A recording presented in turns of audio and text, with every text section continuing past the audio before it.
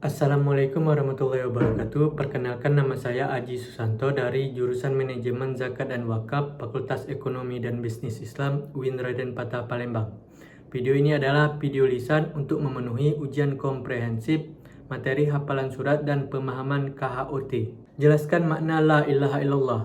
Makna dari la ilaha illallah adalah peniadaan dan penetapan, yakni meniadakan Tuhan selain Allah Ta'ala dan menetapkan bahwa Tuhan itu hanya Dia, Allah Subhanahu wa Ta'ala. Dari pengertian di atas dapat diambil kesimpulan bahwa la ilaha illallah adalah memurnikan ibadah dari berbagai sifat syirik dan hanya menghususkan ibadah tersebut hanya kepada Allah Subhanahu wa Ta'ala dengan setulus-tulusnya, serta meninggalkan segala bentuk penghambaan diri dari kepada Allah Subhanahu wa Ta'ala, Tuhan pemelihara alam semesta, dan yang tercermin dalam perkataan dan perbuatan dan keyakinan. Allah Subhanahu wa Ta'ala berfirman dalam surat Al-An'am ayat 106. Bismillahirrahmanirrahim. Ittabi' ma uhiya ilaika mir rabbik la ilaha illa huwa wa a'rid 'anil musyrikin. Artinya, ikutilah apa yang telah diwahyukan kepadamu dari Tuhanmu. Tidak ada Tuhan selain Allah, dan berpalinglah dari orang-orang musyrik. Apakah rukun iman? Iman secara bahasa berarti tasdik, artinya membenarkan. Sedangkan secara istilah syar'i, iman adalah keyakinan dalam hati, perkataan di lisan, amalan dan anggota lain, bertambah dengan melakukan ketaatan dan berkurang dengan maksiat.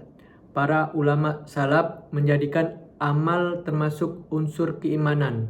Oleh sebab itu, iman bisa bertambah dan juga berkurang, sebagaimana amal juga bertambah dan berkurang. Rukun iman itu ada 6, yaitu iman kepada Allah, iman kepada malaikat, iman kepada kitab Allah, iman kepada Rasul, iman kepada hari akhir, dan iman kepada qadar dan qadar. Kemudian, apakah rukun Islam itu? Rukun Islam yaitu berasal dari bahasa Arab, yaitu Arkanul Islam, yang artinya adalah 5 tindakan dasar dalam Islam. Dianggap sebagai pondasi wajib bagi orang-orang beriman dan merupakan dasar dari kehidupan Muslim. Kesemua rukun-rukun itu terdapat pada hadis, yaitu Bismillahirrahmanirrahim. Bunyal Islamu ala khams. Syahadati alla ilaha illa huwa wa anna muhammadar rasulullah wa iqamas sholati wa ita'iz zakati wa hajji baiti wa shauma ramadan. Artinya, Islam dibangun di atas 5 perkara. Persaksian bahwa ada Tuhan yang berhak disembah kecuali Allah, dan Muhammad adalah utusan Allah Subhanahu wa Ta'ala. Mendirikan sholat, menunaikan zakat, pergi haji, dan puasa di bulan Ramadan. Hadis riwayat Al-Bukhari dan Muslim. Bagaimana tata cara pergaulan antara pria dan wanita dalam Islam? Di antaranya, hal yang diatur dengan jelas dalam Islam adalah batasan pergaulan antara laki-laki dan perempuan yang bukan mahram. Hal ini karena sungguh fitnah terbesar bagi seorang laki-laki dan perempuan. Oleh karenanya, Islam melarang perzinahan dan melarang setiap hal yang mendekatkan kepada hal tersebut. Allah berfirman, Bismillahirrahmanirrahim. Wala taqrabul zina innahu kana fahisatan wa sabila. Artinya, dan janganlah kamu mendekati zina. Sesungguhnya zina itu adalah suatu perbuatan yang keji dan jalan yang buruk.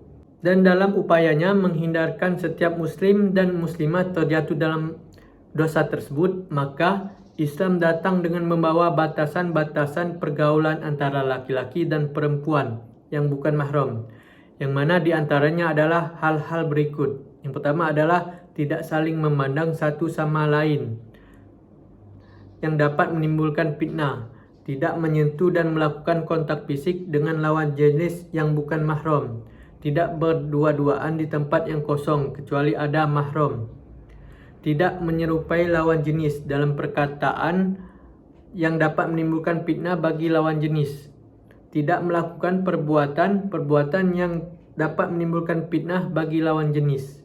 Kemudian bagaimana aurat laki-laki dan perempuan dalam Islam? Batas aurat laki-laki dalam Islam yaitu adalah mulai dari pusar hingga lutut.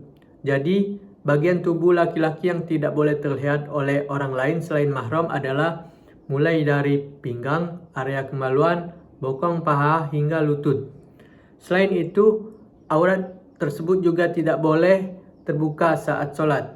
Dalil batasan aurat laki-laki yaitu Bismillahirrahmanirrahim. Asfalis surati wa fauqa rakabatini mal aurah. Artinya, yang di bawah pusar dan di atas kedua lutut adalah aurat. Hadis riwayat Al-Baihaqi. Kemudian batas aurat perempuan dalam Islam yaitu aurat perempuan atau wanita beda dengan laki-laki. Bagi perempuan, semua anggota tubuhnya adalah aurat yang tidak boleh diperlihatkan. Sedangkan menurut ulama Hambali berpendapat bahwa aurat perempuan adalah seluruh tubuh dan termasuk wajah dan telapak tangan. Hal ini yang menjadi dasar hukum kenapa sebagian umat muslim perempuan, terutama yang bermazhab Hambali, menambah cadar untuk menutupi sebagian mukanya. Batas aurat laki-laki dan perempuan memang beda. Oleh karena itu, sangat penting untuk kamu mengetahui apa saja batasan aurat tersebut. Mungkin inilah penjelasan dari saya. Jika ada kata-kata yang salah, saya mohon maaf. Kepada Allah saya mohon ampun. Wabillahi taufiq wal hidayah. Wassalamualaikum warahmatullahi wabarakatuh.